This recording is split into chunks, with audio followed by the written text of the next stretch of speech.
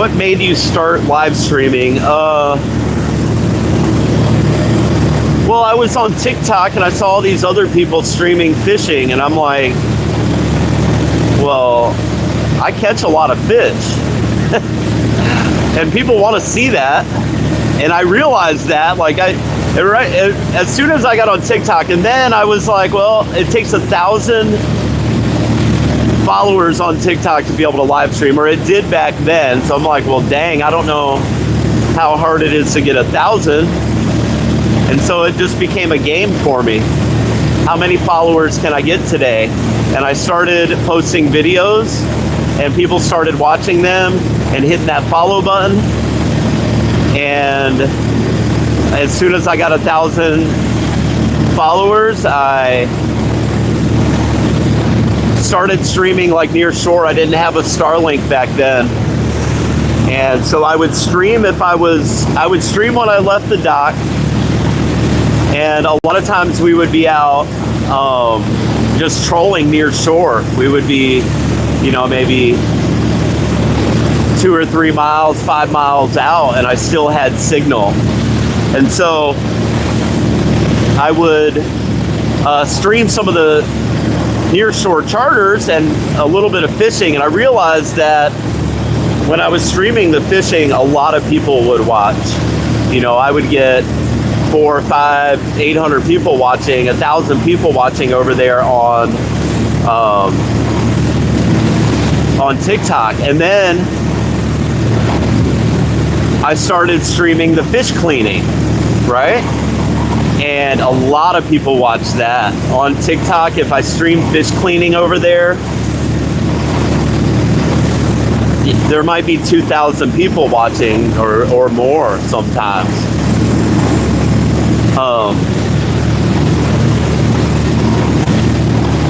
And so I realized it was a thing. And then I've done it on multiple channels. Like, I can go to another channel and do the same thing. So I realized that there was something there, right? People want to see what real people are doing out in the world. People are so sick of watching the same old BS on TV that's fake. And I think that having real content and real people really resonates with people a lot right now. It's not your fake news that you see on TV.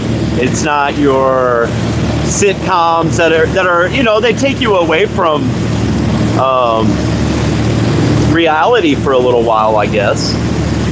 But like, what do they really give you, right? The substance. You don't really see anything that's real. It's all fake. It's not real. So I think it really gives people a sense of community. They can come in the chat. They can meet other like-minded individuals, people that love being outdoors, people that love fishing.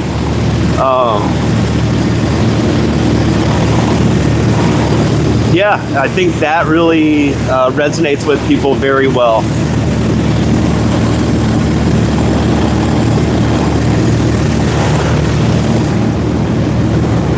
Let's go, Beth. Thank you. I appreciate you. And then at some point, so I was streaming over on TikTok, and at some point, you know, everybody's like, get a Starlink, get a Starlink, get a Starlink. All the people that watched me on a daily basis, because I've really built a big community of people, right? Like, so many great people. The people that I have on here right now, Steph, great guy. He's been around since pretty early on in TikTok. A lot of the people you see in the chat have been hanging out with me for years now.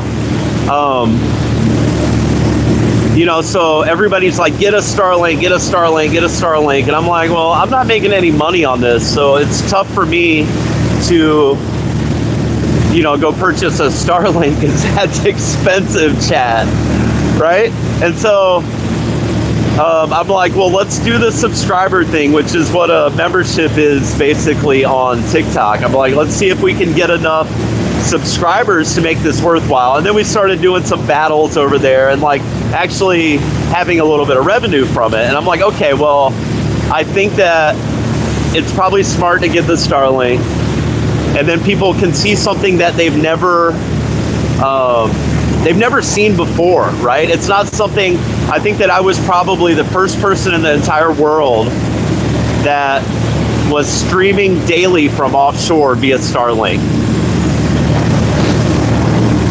Oh yeah, we're monetized on several different platforms, Sean.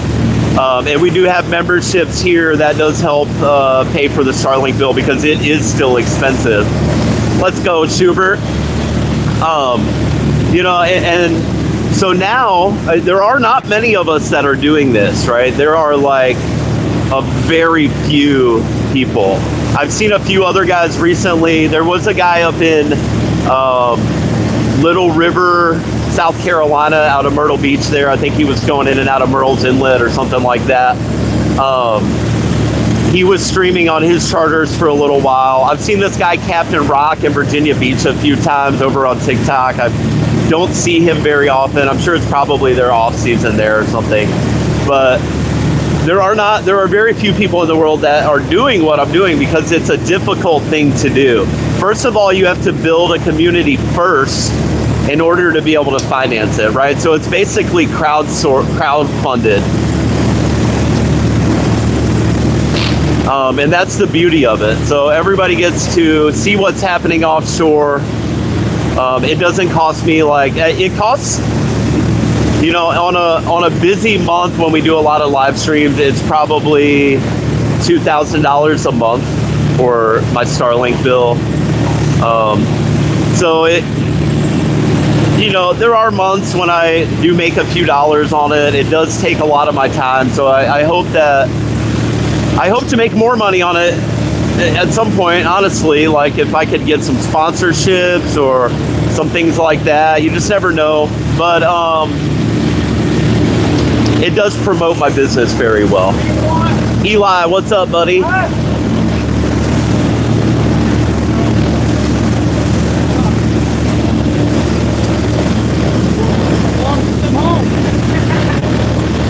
Trying to just get ready for this storm. I have heard so much about this storm. This thing better be a doozy.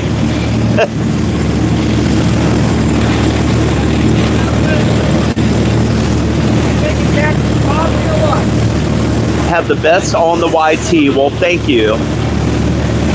Thank you, thank you. I can do this as well on other platforms, and I do occasionally. I mean, I could go back over there to TikTok and probably rule the roost over there again. I gave up on that. Well, I didn't really give up on it, but I shifted my focus to this platform quite a while ago.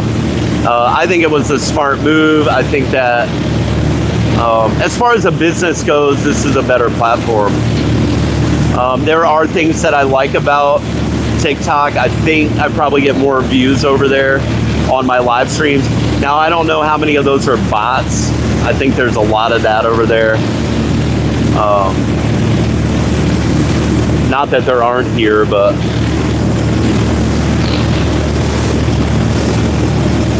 that is where I grew my community originally, though, and I've just continued that on here.